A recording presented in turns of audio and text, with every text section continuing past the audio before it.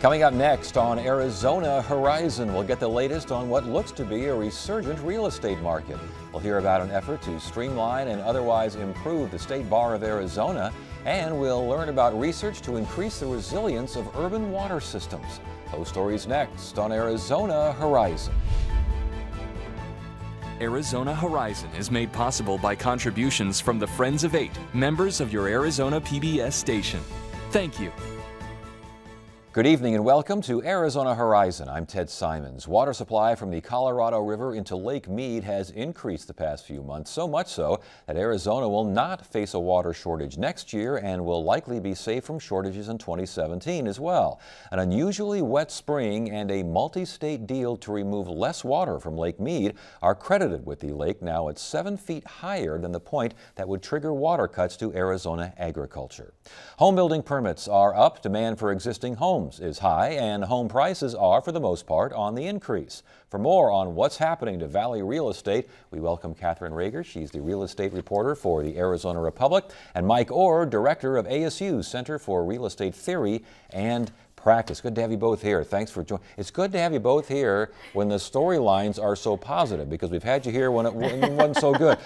July home building permits up like 55%. What's going on out there? Yes. Well, sales are up, but not as much. But definitely the home builders are seeing the traffic in their model homes, even in the heat. And people are signing the commitment to buy, and it is the best month since, slightly after the crash. So, there are a couple of reasons. We keep talking about the millennials and the baby boom buyers, boomerang buyers coming back. Baby boomers always buying. But then they're seeing more people, because they have equity in their homes, because of rising home prices, are able to sell and buy potentially bigger new homes, which is kind of how our cycle is, and it was broken for a while. The new homes, where are they mostly being built? Well, the best place for permits has been Gilbert for several years. That's the busiest city. Peoria running close behind. North Phoenix, Goodyear, Buckeye, also popular spots.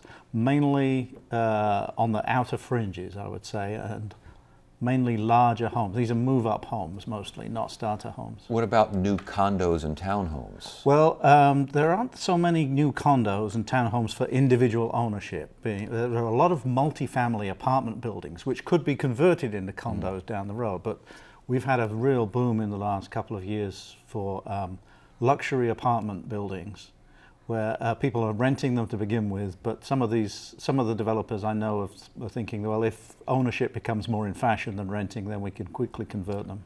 And you can see cranes all over the Central Valley. I mean, drive down here, vacant lots, for decades now. Finally, the lot at Central and McDowell, vacant for so long, and a home builder bought that, and they are building condos. Yes. And the numbers don't mean a lot, but all those individual homes where home builder small one is maybe getting 2 lots. Right. On my block, we had 4 lots in Central Phoenix, and they're just developing the last 2. So it's, it doesn't hit the big percentages, but that trend is definitely. Right. You mentioned that they're being built, they're not necessarily being sold. What does that mean? Well, renting has become very much more popular since the crash, and the younger generation, the millennials, are definitely favoring renting over buying. As a baby boomer, I did the opposite. I wanted to buy as soon as I could, but we're seeing that a lot of people prefer to rent, gives them flexibility, they feel like they've got freedom to change career, and so they're a little bit more resistant to home buying. So a lot of this new demand we're talking about is coming from the somewhat older generation, particularly people who've been through foreclosure or short sale who are coming back into ownership. That's driving a lot of the new home purchases. We're seeing investors back in the picture? I am not. Not really. Not really, huh? Not seeing the flips from Mike's data, and I'm hearing we're not on the top list. We've always got some investment going on, but if it's less than 15%, and it's down at about 12% at the moment, then it's below average. Because at one point we were up to nearly 40% of the deals were being done by investors. So it's really gone back the other way now. And you're saying the improving economy, the economy is improving in there, there's no doubt about it, but it's not improving by leaps and bounds, and yet this market looks like it is improving by those levels. What's going on? Well, last year the housing market recovery stalled. So this is really, as Mike's quote today, back to normal. So it looks really good. The home building market, to have a 55% jump in home permits is great, but still that's at 1,500 permits a month that puts us on track at the most for 18,000. Nobody's talking boom years, but normal years we were at 30,000. So we're still well off of that recovery. Kind of filling in the hole from the recession? Right, and it's an improving trend. But if you take the ratio of jobs created to homes built, we're still looking like the homes built are not that many. I mean, we might say we could have more jobs, but we're building very few homes compared with what we used to do for decades. Okay, let's get to existing homes. What's that market looking like? That's particularly difficult for people trying to buy a starter home. Anything below about 250,000, very few on the market. So many have been snapped up and turned into rentals, and very few of those are coming back for ownership. So that part of the market is really a seller's market where things sell very quickly and get multiple offers. And outbid, yes, and go fast. I hear from so many people these days. People's children, 20-somethingers, millennials are saying, trying to get a house, and saw it on Saturday, listed on Saturday. By Monday, we had an offer. They already had a buyer. And I have heard some interesting stories where to get the purchase instead of an investor, that families, particularly young families, have reached out to the owner and written letters and said, hey, we want to live in your house and be in this neighborhood. Yeah. And they've won out in the offer. So I suggest that to buyers. Townhouses and condos, again, as far as existing homes, a lot of those are under the $200,000 range. Many of them aren't, though. What are you seeing out there? I'm definitely seeing and hearing from people who are buying, who are interested. We're seeing a lot of it in Central Phoenix, and some of the high-rises projects that took a while to come about. But downtown we have Portland Place under construction. It's additions; those are already, I think, 30% sold. So seeing that, and Mike's numbers today showed those are up, and prices increased during the past year more. Yeah, urban living is becoming more popular, and there isn't enough space to build a lot of single-family homes in those urban centers. So townhomes, condos are really becoming very popular. Compare, though, new home building. You mentioned Gilbert's a hot spot, yet we're hearing infill and central cities are hot spots as well. What's the hotter spot? Over the long term, I think the more urban areas are going to become more and more popular, and that's going to depend on good transportation. The younger generation are more interested in car sharing or public transport than the older generation was. They want to be where the great restaurants are, where there's lots of stuff to do, a social life. They're not so interested in having a big yard and a swimming pool like the previous generation did. Lower maintenance, and definitely hearing from a lot of people, and people who are even looking to rent in these urban areas, how much more difficult it has become. So hence the apartment developers are building. It's the shared facility, the common facilities that are really attracting people when they've got really nice gym or other remarkable things that make that particular building attractive. I'm just about to pay $2,000 to get my trees cut again at my house, and I'm thinking a condo sounds really nice. Yep. Hey, before you go, I know we've talked a lot about the Phoenix area. This is obviously, we're mentioning the Valley, but you are seeing some big-time appreciation in some of the smaller towns around? Well, yeah, many of them are not even called towns, I think. We're talking about the ones out there where the mine closed down 50 years ago. And they were really lagging behind for many years. Where everyone else was recovering, they were staying down, and very few sales. But they're starting to pick up now. And because they were so cheap, I'm seeing some places that are seeing dramatic appreciation over the last year. Places like Winkleman and Superior, the places that are a long way out of the Central Valley. Well, it's good to have you both here when things are going so well. As I mentioned, we've had you here in other times, and this is very encouraging. Sounds like the rising tide out there, huh? Yeah, hearing good things, and I guess we'll see from July's numbers. Technically slow, but from real estate agents, everything I am hearing is they're still seeing activity and they're still busy, and compared to a year ago, much better. Okay. Cautious optimism, I think, is in order. Let's not just overdo it. We'll take it. Always cautious. We will definitely take it. Good to have you both here. Thanks for joining us. Thank you.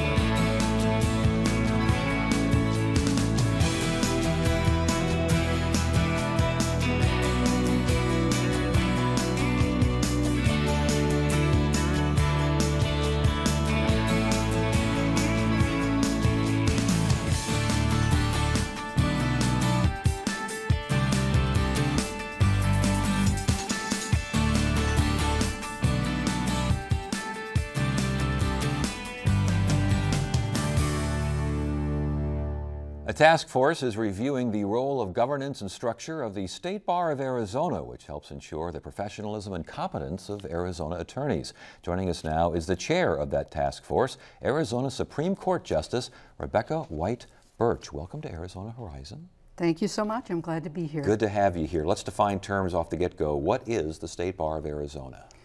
Well, I suppose the easiest way to start with what it's not. It's not a trade union. It doesn't lobby or negotiate for terms of employment like wages and hours on behalf of attorneys. Instead, it's a professional organization. It's designed to, as you said earlier, help ensure the competence and professionalism of Arizona lawyers, and in doing that, it helps protect the public. And you have now drafted this report. The committee has. Changes are recommended. Why was this done? Well, there was no problem that prompted the Chief Justice to call for this task force to review the State Bar governance. We oversee the State Bar, the Supreme Court oversees the State Bar, and as a matter of best practices, we regularly review all of our programs, so it was time to review the State Bar. Why does the Supreme Court oversee the State Bar? Lawyers are required to be licensed in Arizona to practice. The Supreme Court has oversight by Constitution over the practice of law in Arizona, and that forms the foundation. And the State Bar is an organization of Arizona lawyers. All lawyers are required to belong to it, and it is a subsidiary, if you will, of the court. And one of the recommendations, I think, number one, was to keep that integration intact, correct? That's right. Was there a move to maybe separate? We had one dissenter on our committee, and it was certainly a subject that we looked at. We have a mandatory bar. Should it remain a mandatory bar? And the committee felt very strongly that it should, for a number of reasons. The State Bar does a lot of things to help protect the public. It provides member assistance programs. It tries to help those lawyers who have substance problems with alcohol or drugs, those who simply go out of business. It has a conservatorship program that helps make sure that those clients' files are protected and provided to somebody else who can pick up the case. It assists lawyers with handling trust accounts and so forth.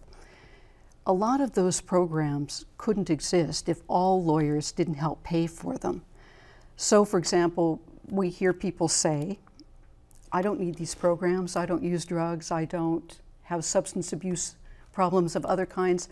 I'm not going to abandon my practice. I don't need these services. Why should I pay for them? But like so many other things in life, if we didn't all pay in, these programs just wouldn't exist. And they do help protect the public. And number two on your list was the focus on this mission of protecting the public, as you've mentioned. There's a lot of governing board, reducing the numbers of officers, changing the name of the Board of Governors and all this sort of thing. How important is that? How much consideration is that being given? There are about three subjects in there. Reducing the size of the board is one of our major proposals, and probably the one that's garnered the most interest. Focusing on the protection of the public aspect seemed like a natural for us. It's already in our Rule 32, which is the rule that sets up the governing framework for the State Bar. But we decided that we needed to highlight it more as a mission. There's a proposal in there to change the name of the Board of Governors from the Board of Governors to the Board of Trustees to emphasize the board members' fiduciary duty to the members of the public. And then as part of this entire study, we looked at best practices for governance of nonprofit or pro bono boards. And the literature is very clear that the best boards are governed by boards that are no larger than 20. The State Bar Board of Governors has 30 members on it. So we made a couple proposals to downsize. We couldn't agree on just one, so we're going to put it back in the lap of the Supreme Court. We're going to give them three options, and they can adopt one of these three options, or they can make up their own. Yeah, good luck to you as you make the decision. I noticed as well that there was, well, I didn't really notice this, and maybe that's why what I noticed was what I didn't notice. The idea that attorneys are regulating attorneys, and that there could be a conflict of interest here. Some folks that are critical of the State Bar in the past have mentioned this. Is that not addressed here? Is it addressed and I just missed it? What's going on? Sure. In fact, it is addressed. There was a recent U.S. Supreme Court opinion, the North Carolina State Board of Dental Examiners versus the FTC. It came out in February, just as I thought my committee was winding down its work. This case came down and required a lot of re-examination. What that case says is when you've got professionals regulating other professionals who are active market participants, that regulating board may be stripped of its state action immunity for antitrust purposes. I know this is getting a little bit in the weeds, but the bottom line is in order to have that immunity, there has to be Supreme Court oversight or government oversight in the case of the dentists. For lawyers, it'll be Supreme Court oversight. And this proposal addresses some of those concerns in several ways. The three proposals for how to reconfigure the bar, or whatever proposal the court ultimately lands on, will probably involve a higher number of public members to help protect the public. It will make sure that we have oversight in place for any of the activities of the State Bar that don't currently have direct active oversight by the Supreme Court. You might notice the seventh proposal dealt with the Board of Legal Specialization. This is one where the committee looked at it and felt we didn't have enough active Supreme Court oversight, so we put some in. We got about 30 seconds Sure. here. So the last question, what is the biggest challenge facing the bar? I think the biggest challenge is always to maintain professionalism and to protect the public. So those are the two main ones. One other shot if I could. We're actively seeking public input on this task force report. So I'd like to encourage your listeners, there should be an address on the screen. Bar governance at courtsaz.gov? If you go there, or if you go to the Supreme Court's homepage, on the upper right-hand side, there's an article about this project, the task force. If you click on that, you'll get directed to a page that will tell you where to find the task force report itself. It will direct you to a 7-minute infomercial, and we really look forward to everyone's comments on the task force report. Very good. Thank you so much for joining us. My pleasure.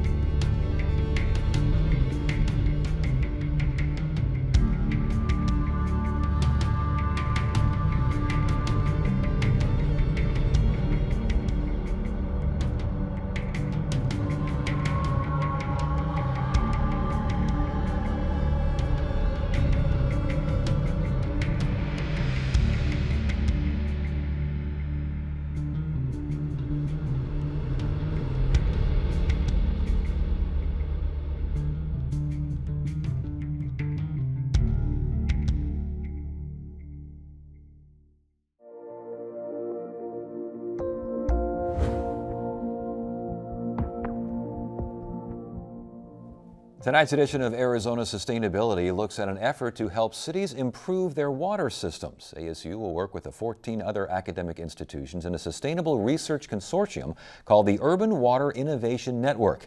Matei Georgescu is the principal investigator for ASU's part of the project. Good to have you here. Thanks for joining us. Thank you for having me. What is the Urban Water Innovation Network?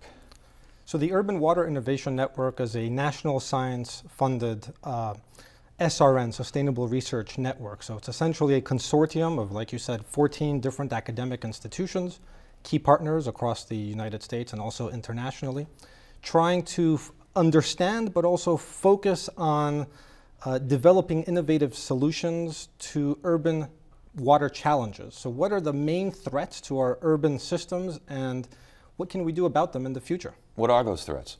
So there's a number of threats that we're facing, and I should also say that when we're talking about urban water, it's urban amount, so the quantity of water, but also the quality of water. The main threats really are, how do we deal with a growing population? How do we deal with climate change? And when we think about climate change, we have to think about really two different facets. So large-scale climate change, effects due to greenhouse gases, but also regional urban-induced climate change. And one of the principal questions that we have is, how do we add resilience to the water systems in the face of these increasingly uncertain shocks that cities have to be faced with? And I know you mentioned climate change. I noticed that there's advancing the climate models was a big factor here. Those climate models are changing, aren't they?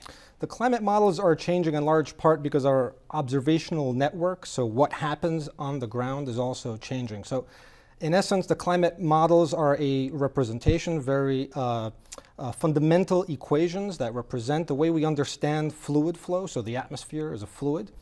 But these can always be improved. There's always all sorts of assumptions. And how are these improved? Well, they're improved with our best understanding of the situation today, a baseline.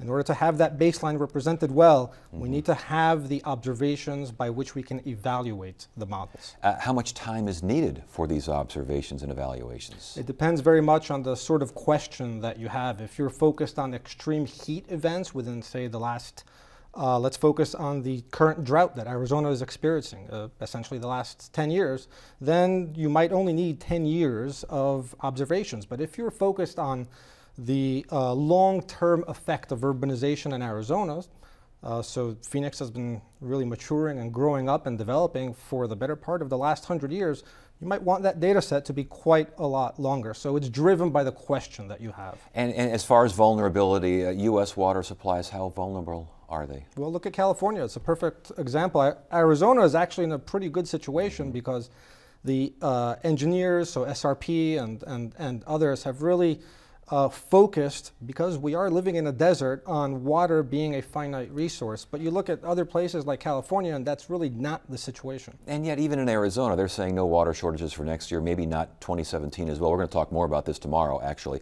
But even so, the lower basin states are still consuming more water than the Colorado River can get to them. Eventually, something's got to give.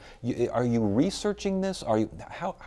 What's your part in all this? Absolutely. So one of the key questions is to assess the current state of affairs.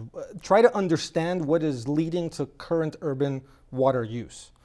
That's important in terms of assessing the baseline, but really a central question is to try to understand what sort of scenarios might we be faced in the future in terms of different pathways of urbanization growth. How many people, how are those people going to be using water? How is water going to be allocated across the different sectors, agriculture, industry, so on and so forth. And also, of course, climate change. That's really what the large-scale climate change, what's really driving the whole thing. These innovation centers, now there's going to be 6 innovation centers set up across the country. What exactly are these? So these innovation centers are essentially hubs centered around thought-leading institutes. So what do I mean by that? I mean really universities. So here, one of the innovation centers is the hub by which we associate with the University of Arizona. Arizona State University works jointly with University of Arizona to try to understand specifically what are Arizona's concerns both today but also over the next 50 to 100 years. And we have these regional hubs formed by individual research institutes. So the Middle Atlantic, for example, we have Princeton University, University of Maryland, Baltimore County, and University of Pennsylvania. Because regional decisions are important. We can't tell them how to deal with their water supply because they have a better understanding of the situation. And multidisciplinary, I would imagine? Absolutely, and that's why ASU has such a huge role in this. We've got ecologists working with climate scientists like myself. We've got folks looking at social justice and environmental justice and biometeorology and statistics and applied mathematics and computer science, and on it goes. All right, well, it sounds like smart, sustainable urbanization is the bottom line here. Good luck, and we'll probably check in here a little bit later, see how things are going. That sounds great. Thanks so much. Great to have you here. And Wednesday on Arizona Horizon, we'll update hearings on a request to increase charges for rooftop solar users, and we'll hear from both sides on changes to Arizona's clean election system. It's at 5:30 and 10 on the next Arizona Horizon. That is it for now. I'm Ted Simons. Thank you so much for joining us. You have a great evening.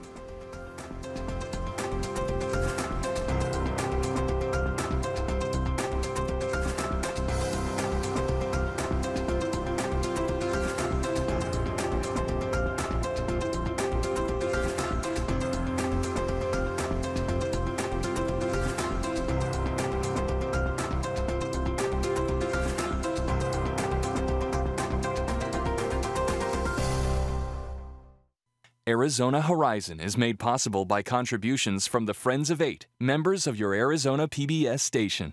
Thank you.